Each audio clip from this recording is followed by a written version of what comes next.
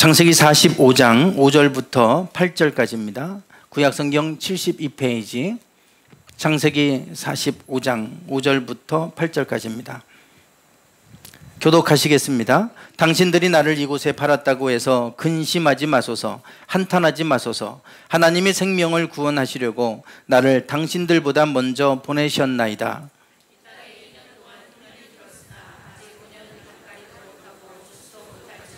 하나님의 큰 구원으로 당신들의 생명을 보존하고 당신들의 후손을 세상에 두시려고 나를 당신들보다 먼저 보내셨나니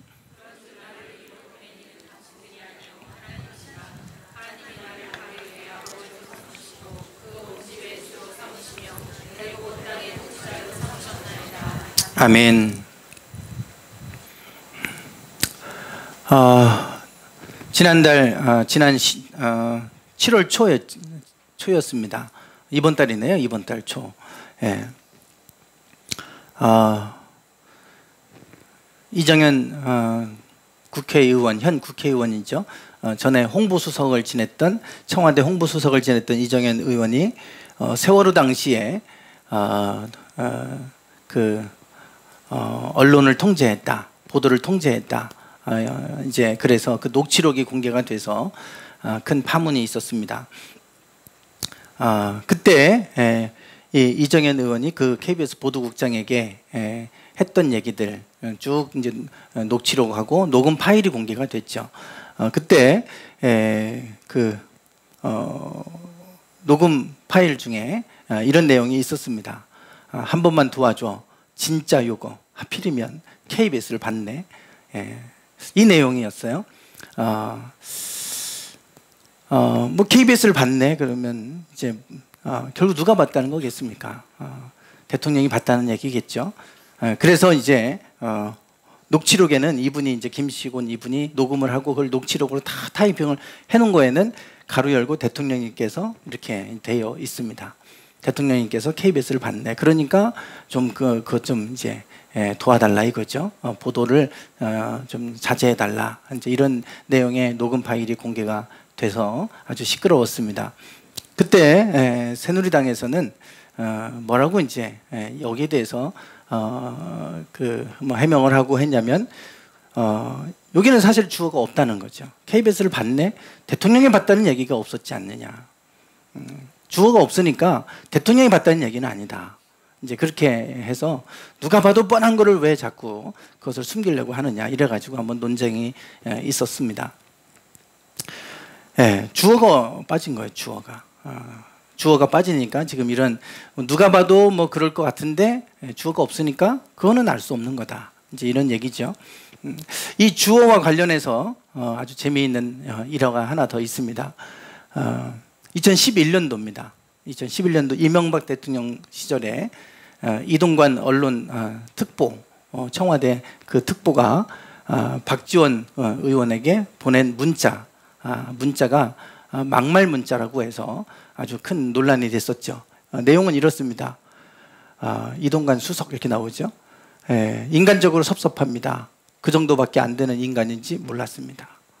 이런 문자를 보낸 거예요. 그 정도밖에 안 되는 인간인지 몰랐습니다.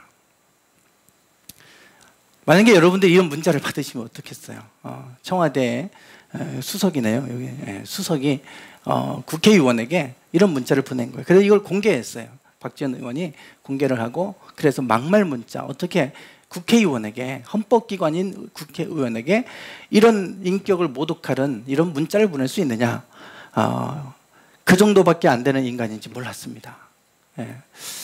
여러분들이 이 문자 받으시면 어떻게 하겠어요? 막 분이 막 치밀어 오를 거 아니겠어요? 그래 이제 이게 문제가 되니까 이동관 수석이 여기에 대해서 해명을 했습니다. 해명을 어떻게 했겠습니까? 이렇게 했어요. 인간적으로 섭섭합니다. 제가 그 정도밖에 안 되는 인간인지 몰랐습니다.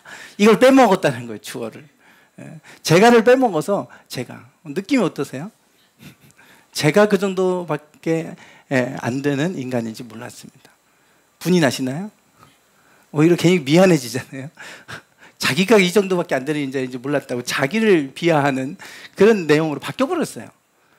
네가 아니라 내가 그렇다는 거예요. 그러고 나니까 마음이 갑자기 풀어져요. 문자가 전혀 다른 내용이 되어버렸죠. 예, 주어 하나 요거 빠지고 들어가고 요 차이입니다. 그러니까 너냐 나냐 이거예요. 네가 그런 인간인지 몰랐다. 내가 그런 인간인지 몰랐습니다. 이거하고 네가 하고 완전히 다르잖아요. 네. 주어가 바뀌었는데 이 주어 바꾼 것 이거 하나 때문에 완전히 다른 의미가 되어버리고 말았어요. 그러니 이 주어가 얼마나 중요한 겁니까? 주어가 누구냐는 거예요. 주어가 그 주체가 누구냐라고 하는 것이 아주 중요하다고 하는 걸 딱 아주 단편적으로 보여주는 일화이죠. 누가복음을 한번 좀 찾아보실까요? 누가복음 12장입니다. 본문을 책갈피 하시고 누가복음 12장 16절부터 21절까지입니다.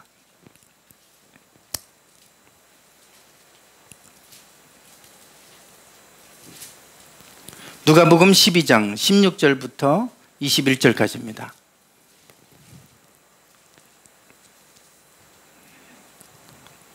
교독해 보시겠습니다. 또 비유로 그들에게 말하여 이르되 한 부자가 그 밭에 소출이 풍성하매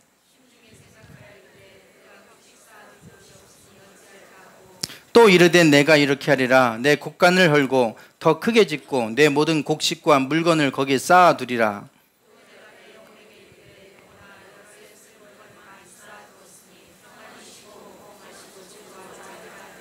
하나님은 이르시되 어리석은 자여 오늘 밤에 내 영혼을 도로 찾으리니 그러면 내 준비한 것이 누구의 것이 되겠느냐 하셨으니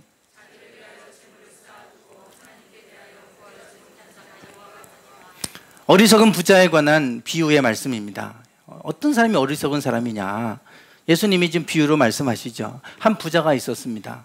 이 부자는 정말 땅도 많이 갖고 있었죠. 그래서 농사를 져서 그 소출이 그 해에 아주 많아졌습니다. 풍년이었죠. 그래서 이렇게 곡식을 창고에 가득히 쌓았는데 더 이상 쌓을 곳이 없습니다. 그래서 이 창고를 다 헐어버리고 더 큰 창고를 짓게 해서 그곳에 이 곡물로 소출로 가득히 채워놓습니다. 그리고 나서 쌓아놓고 지금으로 말하면 뭐 수천억을 쌓아놓고 이제야 내가 좀 이제 먹고 살만하겠다. 이제는 내가 평생 동안 일하지 않아도 내가 이제 평안히 먹고 마시고 즐기고 살 수 있겠다. 그리고 이제 내가 좀 먹고 마시고 즐기자. 그랬는데 그날 밤 하나님이 그 영혼을 데려가셨다 이겁니다. 그러면 지금까지 쌓아놓은 이 모든 것은 누구의 것이 되겠느냐? 어리석은 자요. 그렇다면 이 모든 것은 누구의 것이 되겠느냐? 예수님이 비유로 말씀하시는 것은 어리석은 이 부자에 대해서 말씀을 하고 계세요. 그런데 정말 어리석음의 본질은 이 쌓아놓고 하나도 즐기지도 않고 수고하고 열심히 쌓아놓고 모아놓고 했는데 막상 누리려고 하니까 하나님이 영혼을 데려가셨다. 이 내용이지만 그러나 이 어리석음의 본질은 다른 데 있습니다. 더 중요한 본질은 다른 데 있어요. 본문을 좀 다시 한번 보십시오. 누가복음 12장을 쭉 다시 보시면 자꾸 반복되는 단어가 나올 겁니다. 반복되는 단어를 한번 좀 찾아보세요. 뭐가 좀 반복되시는 것 같으세요? 내가라는 단어가 자꾸 반복이 돼요. 네, 17절에 이렇게 말합니다. 심중에 생각하여 이르되 내가 곡식 쌓아둘 곳이 없으니 어찌할까? 자기가요. 자기 인생의 주어가 자기예요. 나예요, 나. 18절 또 이르되 내가 이렇게 하리라. 내가 이렇게 하겠다는 거예요. 또 내 곡간. 내 곡간이다 이거예요. 내 곡간. 그리고 내 모든 곡식과 물건, 내 물건 거기를 쌓아두겠다. 다 내 거라는 거예요. 내 거.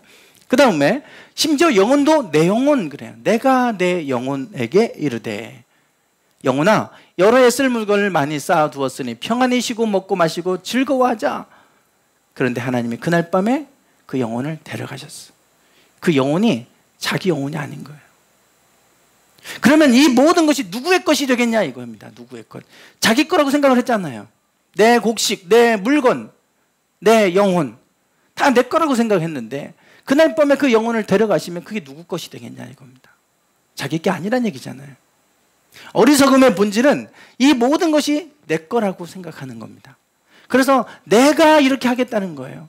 인생이 내가 계획한 대로 되는 게 인생이 아니지 않습니까? 내가 계획하고 내가 어떻게 해보겠다. 가장 어리석은 사람의 본질입니다.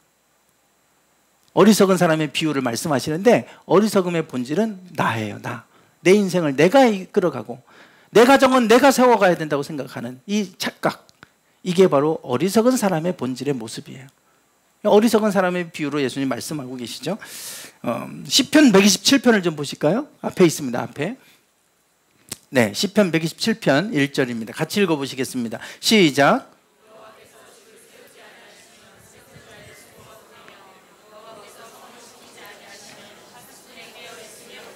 네, 이 고백은 솔로몬의 고백입니다. 시편 127편을 찾아보시면 솔로몬의 노래, 솔로몬의 시 이렇게 되어 있어요. 솔로몬이 그가 지혜의 왕이었고 그 지혜로 그는 모든 걸 알았습니다. 모든 왕들이 그 지혜를 배우기 위해서 찾아올 정도로 그랬던 왕입니다.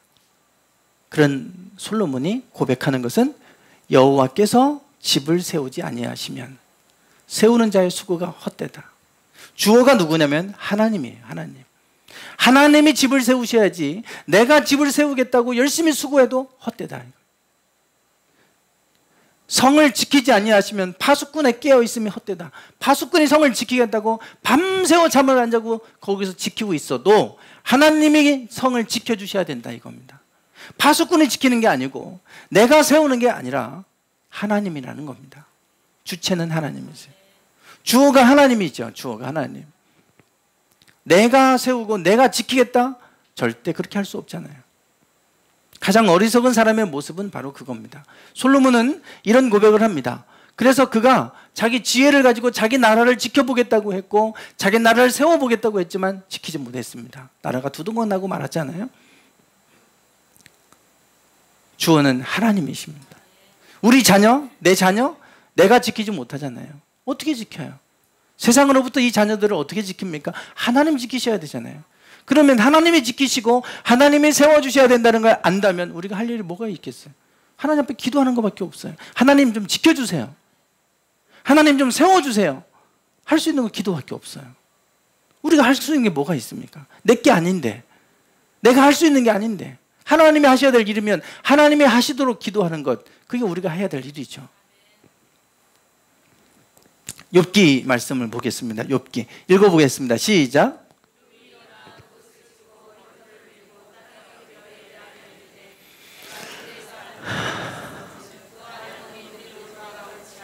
주신 이도 여호와시오 거두신 이도 여호와시오니 여호와의 이름이 찬송을 받으실지니이다 하고. 아멘. 1장 7절에 보면 욥에 관한 얘기가 나옵니다. 욥은 참 정직했던 사람이라고 얘기해요. 하나님을 경외했던 사람이라고 그래요. 그러니까 하나님이 욥을 복 주셨어요. 복 주셨는데 그 복을 얼마나 많이 주셨는가? 양이 7,000마리였어요. 양이 7,000마리. 뭐 우리가 상상이 안 가죠. 7,000마리면 어느 정도인가? 대관령 목장에 있는 그 소가 900마리였다고 했나요? 네, 900마리. 대관령 목장이 아시아에 최고 크다고 했는데 900마리래요. 근데 여기 양이 7,000이에요. 그러니까 산을 울타리로 삼았다고 그랬어요, 성경은. 그 정도로 이 욥이 하나님의 복을 받았다 그래요. 양이 7,000, 소가 500마리, 암나귀가 500마리, 그리고 종도 많았다 그랬어요. 산을 울타리로 삼았다는 거예요. 하나님 복을 주셨으니까 하나님 경외하는 거 아닙니까? 다 걷어가 보세요. 그러면 저가 하나님 분명히 욕할 겁니다. 사탄이 했던 거예요. 그래서 사탄이 결국은 그날 하루아침에 싹 모든 걸 다 가져가 버립니다. 다 죽어버려요.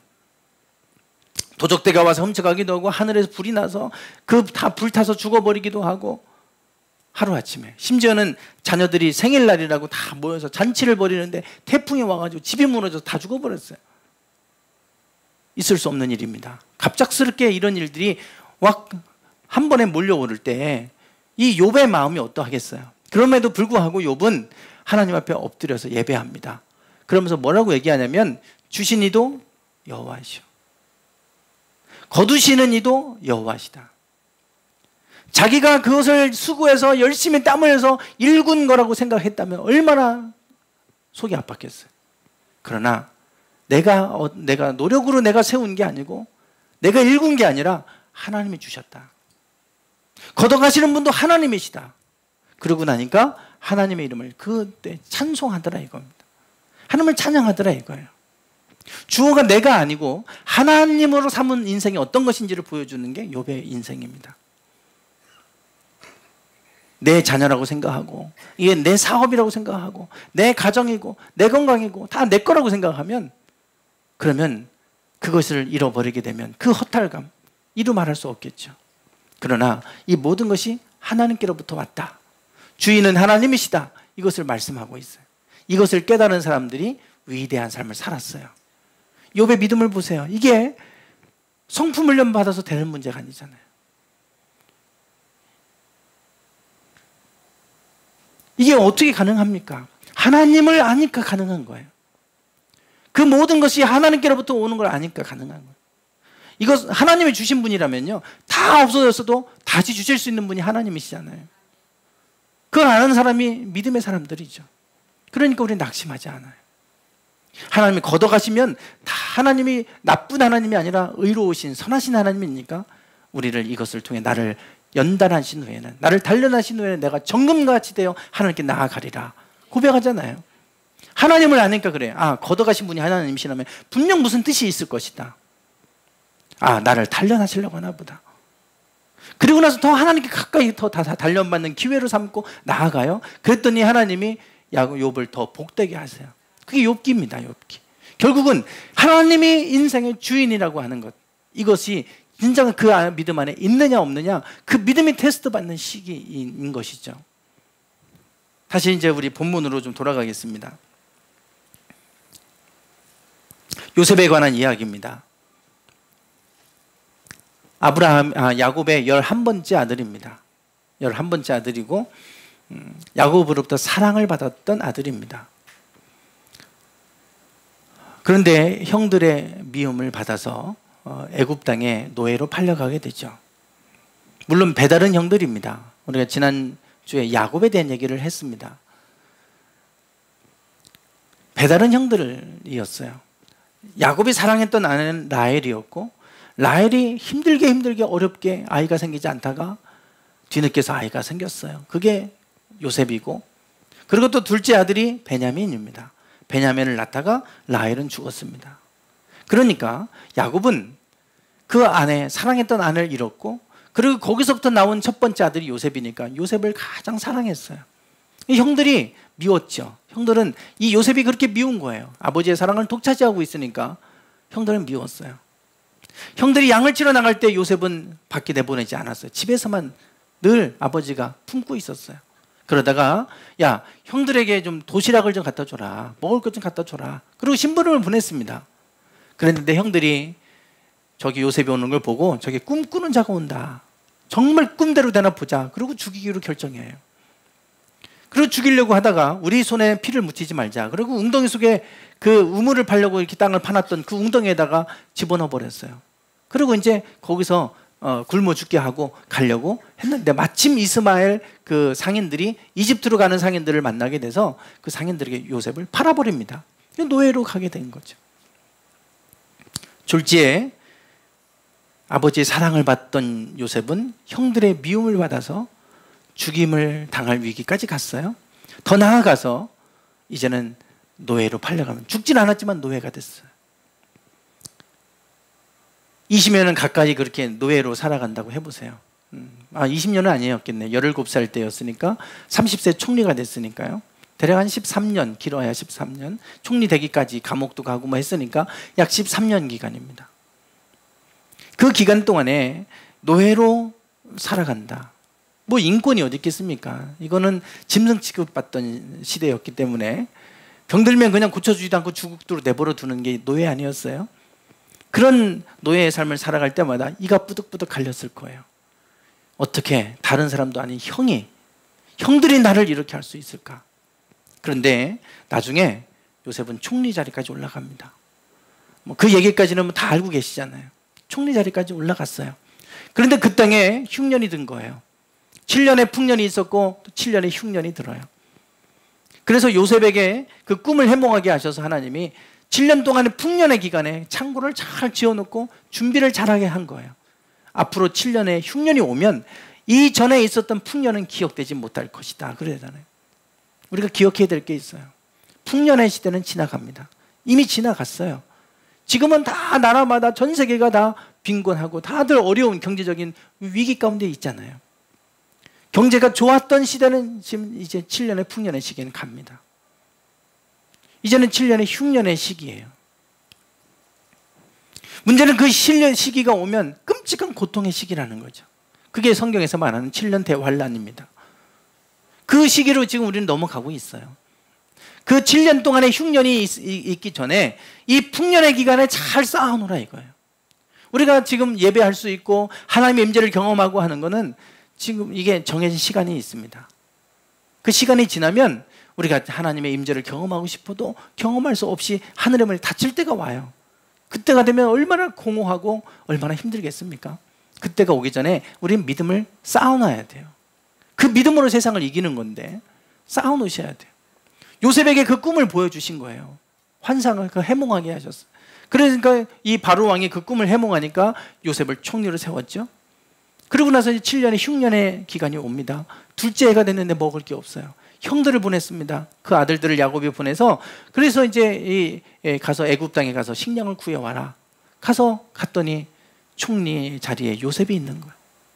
나중에 요셉이 그것을 숨기지 못하고 형들 앞에 웁니다. 대성통곡하면서 내가 형들이 나를 팔았던 요셉입니다. 그리고 제외한 거예요. 형들은 깜짝 놀랐죠. 기쁨보다 두려움이 앞선 거예요. 우리가 죽이려고 했고 우리가 노예로 팔아먹었던 저 요셉이 살아있었고 지금 저 총리의 자리에 올랐으니 우리는 어떻게 될까? 우리는 죽었다 이제.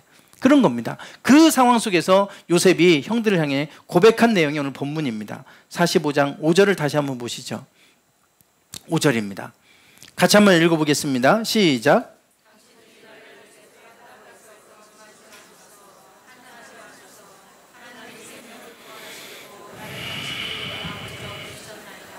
아멘. 네. 지금 45장 5절에 보면 당신들이 나를 이곳에 팔았다고 해서 근심하지 마소서, 한탄하지 마소서 그럽니다. 형들을 오히려 위로해 주고 있어요. 당신들이 나를 이곳에 팔았다고 해서 근심하지 마십시오. 두려워 떠는 그들을 보면서 근심하지 마십시오. 그렇게 한 것에 대해서 한탄하지 마십시오. 후회하지 마십시오. 그렇게 얘기해요. 그 이유는 단 하나입니다. 주어가 누굽니까? 하나님이 생명을 구원하시려고 나를 어떻게 했습니까? 먼저 보내셨다는 거예요. 하나님이 나를 보냈지 형들이 나를 보낸 거 아닙니다. 형들이 나를 이곳으로 보내서 내가 노예가 됐다고 생각한다면 그 분노를 어떻게 잊고 살겠어요? 내가 이렇게 지금 어려운 가운데 빠지게 된 건 저 사람 때문에야. 그러면 그 분노 때문에 살 수가 없어요. 잠을 못 잘 거예요. 저 사람 만나갖고 저 사람 때문에 내 인생이 이렇게 됐어. 그러면 이거는 살 길이 없습니다. 그 분노와 그 원망 때문에 어떻게 살겠어요? 이 요셉은 이런 상황에서도 오히려 형들을 위로할 수 있는 이유는 하나님이 보내셨다는 걸 알았어요. 당신들이 나를 보낸 게 아니라 하나님이 앞서서 당신들의 생명을 보존하려고, 심지어는 모든 사람들의 생명을 구원하시려고 하나님이 나를 보내셨습니다. 그걸 안 거예요.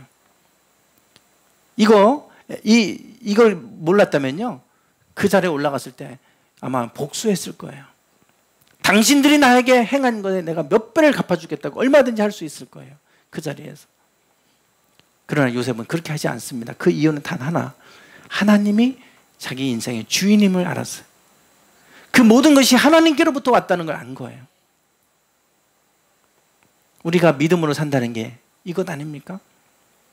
하나님이 우리의 주인이시고 이 모든 걸 다스리는 분이 하나님이시다고 하는 걸 고백하는 게 믿음입니다.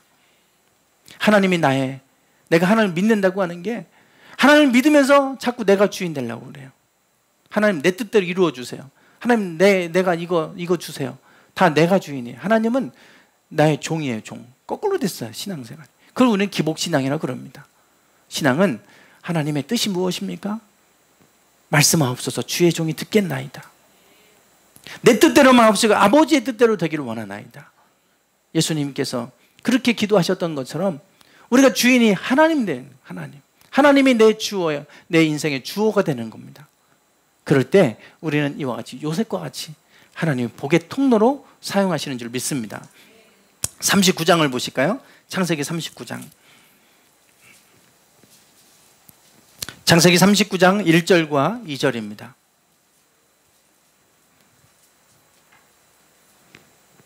(1절과 2절) 같이 읽어보겠습니다. 시작. 바로의 신하 친위대장 애굽 사람 보디발이 그를 그리로 데려간 이스마엘 사람의 손에서 요셉을 사니라. 여호와께서 요셉과 함께 하심으로 그가 형통한 자가 되어 그의 주인 애굽 사람의 집에 있으니. 아멘. 노예로 팔려갔어요. 근데 그 노예로 팔려간 것이 보디발이다 그랬어요. 여기는 지금 없네. 보디발은 바로 왕의 경호 대장입니다. 경호하는 대장이에요. 그러니까 가장 신뢰받을 만한 자리에 있는 거예요. 실세 중에 실세입니다. 그 보디발이 요셉을 노예로 사갔어요. 수많은 사람 가운데 보디발이 사갑니다. 그리고 그 집에 노예가 됐지만 그 집에서 그가 모든 전 재산 모든 걸 관리하는 집사의 자리에 올라요. 그런 사람들의 모든 전 재산을 관리하는 일까지 맡겼습니다. 그 이유는 단 하나예요. 요셉이 똑똑해서도 아니고 요셉이 잘나서도 아니고 성경은 여호와께서 요셉과 함께 하심으로. 주인은 하나예요. 하나님이 요셉과 노예로 팔려갔고 감옥에 들어가고 어디 가도 하나님이 함께 하셨기 때문에 그는 형통한 자가 됐다. 그 얘기입니다. 하나님이 우리 인생의 주인이 되어주시면 내가 어느 곳에 가는 것이 중요한 것이 아니라 어느 곳에 있어도 하나님은 그곳에서 형통케 하시는 줄 믿습니다. 하나님의 주인 되는 것. 그래서 우리가 내가 주인이 아니라 내가 이렇게 하겠다, 가장 어리석은 사람이에요. 아까 서두에서 이 주어의 중요성에 대해서 말씀을 드렸습니다. 섭섭하다고, 그런 인간인지 몰랐다고. 근데 제가라고 하는 말이 딱 들어가 버리니까 달라지잖아요. 똑같아요. 내가 이렇게 하겠다가 아니라 하나님이 이렇게 하신다. 그러면 완전히 다른 인생이 되는 겁니다. 주어가 누구냐는 거예요. 평생 동안 주어가 내 인생 내가 다스릴 수 있고 내가 이끌어갈 수 있다는 착각에서 우리는 벗어나서 하나님이 다스려 주셔야 되고 하나님이 세워주셔야 되고 하나님이 지켜주셔야 된다고 하는 걸 깨닫고 우리가 그 하나님께 모든 인생의 주체를 하나님으로 맡겨드리면 그 삶은 하나님이 인도하실 줄 믿습니다. 하나님이 주어가 되는 인생이 되기 원합니다. 여러분, 무엇이 여러분의 인생의 주어가 되고 있습니까? 어떤 분은 돈이 주어가 되는 분이 있어요. 돈이 있으면 하고 돈이 없으면 안 하고. 그건 돈이 주인인 거예요. 그게 아니라 돈이 없어도 하나님이 하길 원하시면 하면 하나님이 할 수 있도록 돈도 주세요. 중요한 건 하나님이 뜻이죠. 왜 돈이 있으면 하고 돈이 없으면 못합니까? 그건 돈이 주인 되는 거예요. 하나님의 뜻이면 하나님은 돈도 주셔서 하게 하신 하나님이세요. 주어가 어떤 분은 자녀가 주어가 되는 분이 있어요. 자녀에게 모든 게 맞춰져 있어요. 그게 아니라 하나님이 주인 되어주시면 하나님이 그 자녀의 길을 인도하시죠. 주인을 하나님으로 삼으시길 바랍니다. 마지막으로 한 구절 읽겠습니다. 시편 33편 12절 같이 읽겠습니다. 시작. 여호와를 자기 하나님으로 삼은 나라 곧 하나님의 기업으로 선택된 백성은 복이 있도다. 아멘. 누구에게 복이 있느냐? 우리가 7월달 복의 통로가 된 사람들에 대해서 말씀을 나눴습니다. 아브라함과 이삭과 야곱, 오늘 요셉까지 말씀을 나누고 있는데 그들은 어떻게 복의 통로가 되느냐 이거죠. 성경은 분명히 말하기를 여호와를 자기 하나님으로 삼은 나라, 즉 여호와를 자기의 다스리는 주체가 되는 나라, 그 삼은 나라는 복이 있다는 거예요. 내가 하고 있는 모든 영역 속에 하나님이 주인 되시로 해드리면 그곳에 하나님은 복을 내리시는 하나님이신 줄 믿습니다. 지난 5월달입니다. 5월달 박근혜 대통령이 우간다하고 경제협력 조인식을 가졌습니다. 우간다 아프리카에 있는 나라죠. 우리나라에 비해서 경제력이 참 많이 낮은 나라. 그래서 비판도 많이 했습니다. 지금 이 시점에 아프리카 가서 저거 해야 되냐 뭐 이러고 막 여러 가지 많은 얘기들이 있었어요. 그런데 우간다를 몰라서 하는 얘기입니다. 우간다를 몰라서 하는 얘기예요. 저기 JTBC에 보니까 세계 경제 포럼 금융시장 성숙도 2015년 작년도 기준이에요. 우리나라는 87위에 가 있어요. 우간다가 더 위에요. 우간다가. 금융시장 성숙도가. 물론 우리나라가 지금 형편없이 낮은 거예요. 부탄보다도 밑에 가 있으니까. 예. 우리나라가 형편없이 낮은 거예요. 그러면서 이제 이게 이런 얘기들이 그 시점에 같이 나왔어요. 우간다 하고 이제 뭐 방문하고 하는 문제에서 이제 뭐 이런 얘기들이 나왔던 건데요. 우간다는 아프리카에서도 최빈국 가장 가난한 나라였고, 독재 정권에 의해서 군부가 독재하면서 수많은 사람들이 죽었습니다. 그러면서 모든 경제가 다 파탄이 났고 완전히 다 죽었어요. 더군다나 에이즈, 세계 에이즈가 발병률이 최고 높은 나라였죠. 그랬던 나라에 변화가 일어났습니다. 여기가 우간다인데요. 거기에 기독교인들이, 독재가 있기 전에 기독교인들이, 소수의 기독교인들이 모여서 합심하여 기도하기 시작을 했고, 그 땅에 독재 정권이 물러나기 시작하면서 그 땅이 변화되기 시작합니다. 기독교인들이 지도자의 자리로 들어가기 시작했어요. 그 나라에 변화가 오기 시작했습니다. 그리고 나서 지금은 어떤가? 지금 우간다의 종교 분포를 검색어를 딱 치면 나와요. 기독교가 몇 프로입니까? 84%예요. 우리나라가 기독교인이 4명 중에 1명이라고 그랬잖아요. 지금은 그것도 아니에요. 4명 중에 1명이라고 해봐 25%입니다. 한참 우리나라가 기독교가 막 교회들이 막 부흥한다고 할 때가 25%밖에 안 됐어요. 우간다는 84%입니다, 지금. 이건 대단한 수치입니다. 아프리카에서 더군다나 이슬람 12%, 기타 4%예요. 모든 영역에 기독교인들로 그 나라. 그래서 지금 이 무세베니 대통령인데 뭐 독재한다 그러고 뭐 말들이 많은데요. 이분이 동성애를 반대했고 미국에서 4억 달러 원조하는 것도 싫다. 우리 국민들을 살리는 길은 미국의 원조가 아니라 하나님 말씀대로 사는 것이다. 이런 얘기를 했잖아요. 더군다나 2000년도에는 이 나라를 하나님께 바치겠다고 이 새천년 때 그 모든 사람들이 보는 앞에서, 방송 앞에서 그걸 발표까지 했어요. 그런 나라예요. 그리고 나서 여기 무세베니 대통령 딸 대회, 이게 딸이고 그 사위입니다. 이분이 목사님이에요. 목사님이 목회하는 교회입니다. 무세베니 대통령의 딸이 목사님이에요. 그 나라가 바뀌었어요. 아프리카의 진주라고 그럽니다. 오죽하면 우리나라 대통령이 가서 경제 협력식을 하고, 그러면서 그 우간다가 앞으로 전망이 밝으니까 가서 그 경제 조인식을 했겠어요. 무슨 말씀이냐면 하나님을, 여호와를 자기의 주인으로 삼은 나라, 그런 나라는 하나님이 반드시 복 주신다는 거예요.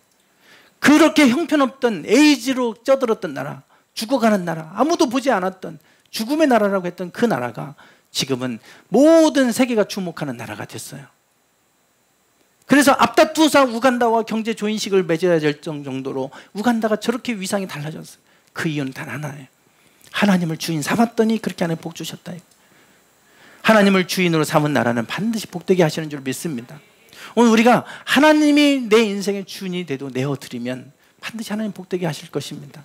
오늘 우리의 삶의 주인이 하나님이 되시기를 주님의 이름으로 축원합니다. 기도하겠습니다.